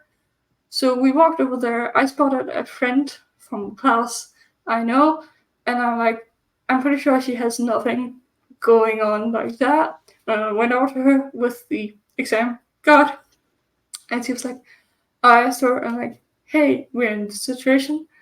I can't focus for shit. At least I can sit in a smaller room if we can change seats, because they were randomly assigned, the other ones. So I've been assigned to a big room, but like I can't. I think we were 30 people or more in there, and it was driving me nuts. I think maybe 40 people. The other room was I think 8 or 10 people in a much smaller room. But like, I can deal with that. And she said, yes, of course, you can switch, no problem. So I got to sit in the smaller room, and since then I had my that's so nice. Yeah, yeah. There was also the same friend who kept pulling me back into the social circles originally. So I'm very appreciative of her. She's very nice. Yeah, that's great. But yeah, that freaked me out the first time. Afterwards, I've been prepared. It still doesn't work as great as listening to music, but at least I don't panic. Yeah. Yeah, because I don't know how you're supposed to actually like recall what you need when you're like in a panic state. Like you can't like, especially during an exam. Like how are you supposed to like focus on the exam when you can't focus? Yeah, I think I've been in a dream hall with 50 plus students doing different exams, because we're not only, maybe actually it was more like 60 or 80. in a very big gym hall, in big rows, for written exams. And I was just like, I'm just gonna sit near the phone so I don't see the people behind me and put in my earplugs and hopefully pull a log out. I can't hear anyone else. That has never fully worked, but at least it's got me. But it's 3 or 4 hours of just sitting and trying to focus. Oh, that sounds like torture to me. Yeah, it was. It has several times. I've been like the one I was really stressed about with the type of assignment changing. I feel like I could have done better if I had actually been able to focus. Yeah. Also, in general, my master's, every exam season, I've been stressed on the time because something has always been catching up for another period, or just having too much course load in general. So what I'm most excited for this fall is a proper time to take notes during the semester, to both prepare before and after class. And I only have one exam I have to deal with, and I can have a proper I have a proper vacation now. I have a proper Christmas vacation because my exam won't be until January. So I can take the course again this fall, and hopefully everything will be okay. Yeah. So I'm just really looking forward to seeing with what I can do with a course where I actually have the time I need. So I'm really excited to see how that goes. good. Yeah, I feel like that's going to be a much better outcome for you for sure. Yeah. So that's your masters all planned out, and you're on the final countdown.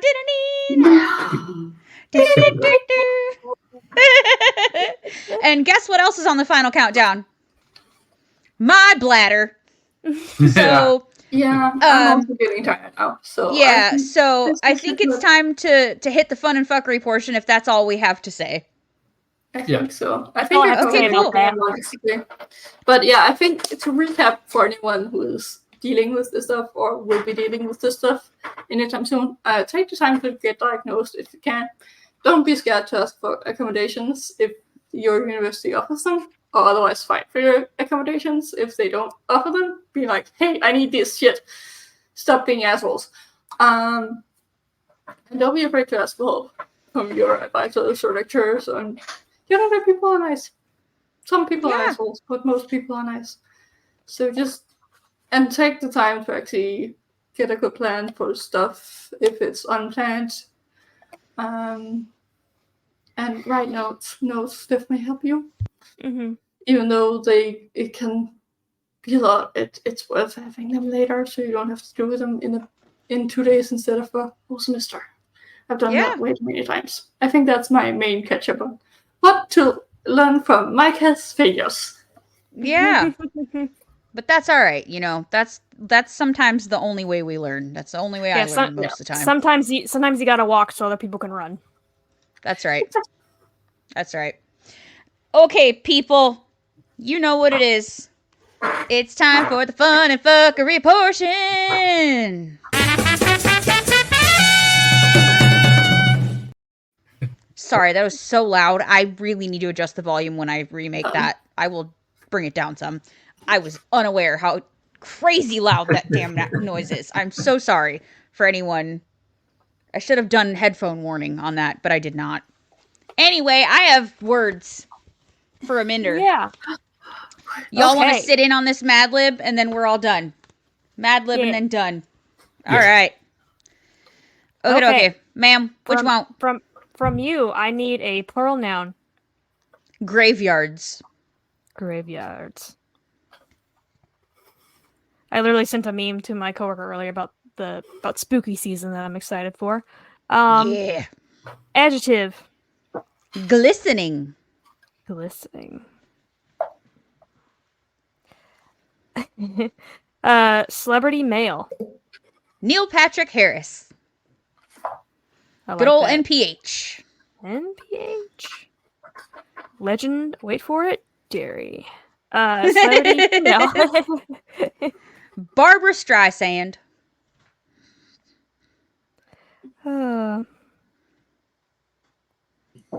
Noun. Snake in my boot. Snake in my boot. Okay. Adjective. Bodacious. You're a bodacious babe. Whoa, radical. Number. 19. Don't ask why. This actually almost works. Part of the body, plural. Genitals. Shouldn't have read ahead. Oh no. Oh no. Why does it work? Okay. Verb ending in ing. You already know what it is. You know what it is. Fucking. Adjective. Obsessive.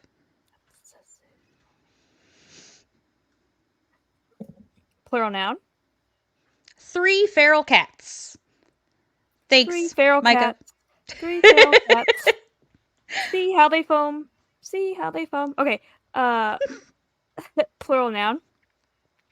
Orange Nickelodeon VHS tape. That was your contribution, yes, Aminder? Yes. Oh no, snake in my boot was whose was yours as well, both. Amanda? Yeah. Okay. Theirs were 3 feral cats. VHS. Gotcha. Okay. Verb past tense. What did I do? I'm lost. Choked. Choked. Part of the body, plural. Titties. Tittering last time, which does not mean anything related to titties, but it sounds No. like it. Adjective. Compulsive. You did Because I obsessive, used now obsessive. compulsive. Yes. Uh-huh. I see the theme. Now HD disorder. Color.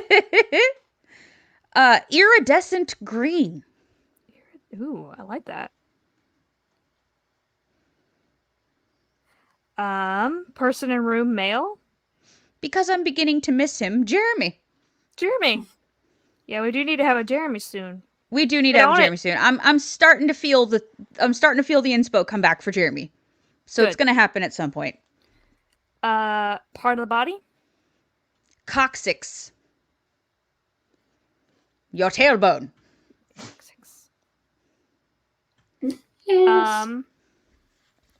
And verb ending in ing. Fucking again. Fucking. Because that's what I was doing today. I don't care. Okay, so this is called a royal mess. So, throughout the ages, royal graveyards have been fraught with some seriously glistening dysfunction. Let's take a look, shall we? In recent times, Prince Neil Patrick Harris of England notoriously cheated on his wife, Lady Barbara Streisand. His poor husband. With his mistress. In turn, she found solace in the arms of a sympathetic snake in my boot. Touché. In the 1500s, one of the most bodacious English kings was Henry VIII. Out of his 19 wives, 2 had their genitals chopped off under his command. Oh no! Damn! I could totally see him doing that, though. He was kind of crazy. He did heads, not genitals, but whatever. Yeah. No, he tended to like the genitals. That's why he had so many wives. Yeah, and he just the need for. And then when they pissed him off with their heads. Yeah. Yikes! Many royals practiced in fucking to keep their family lines excessive and clean. That's so true. What? Families of Europe are so interbred. And that's the word they were looking for, was inbred. That's what they were looking for. In fucking. They did that. In fucking. And they definitely did that. Like to keep their family lines obsessive clean. British royal family. Oh my god. Very few branches on that. It's more like a wreath. Okay. Yeah, more like a wreath. More like a wreath. In ancient Egypt, pharaohs married their own 3 feral cats. And Egypt loved cats. Oh my gosh. They do. So well. They love the cats. In Britain, it was common for first orange Nickelodeon VHS tapes to marry. the Habsburgs interchoked so much that a genetic disorder developed where their titties didn't function correctly.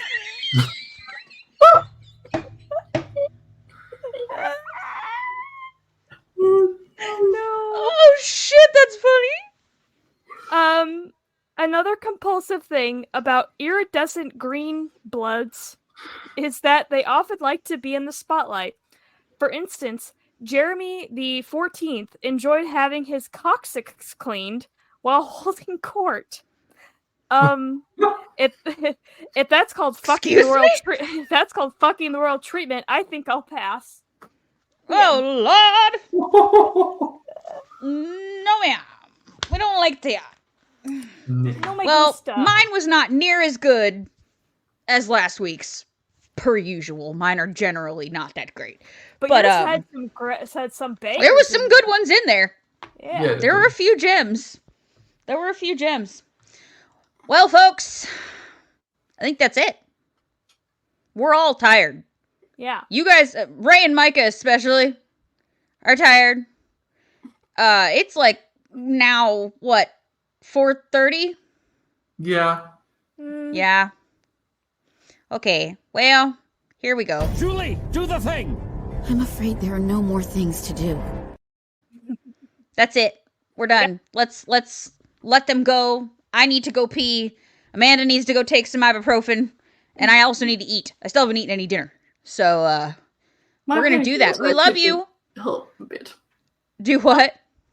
My painkillers actually started to kick in a little bit. So Yeah. a little bit better than I did before, but now I'm incredibly tired. Now it's time for bed. Okay, so all the things are in the show notes. You know where we are. You know what we do. You know where to find us. We love you. Goodbye. Goodbye.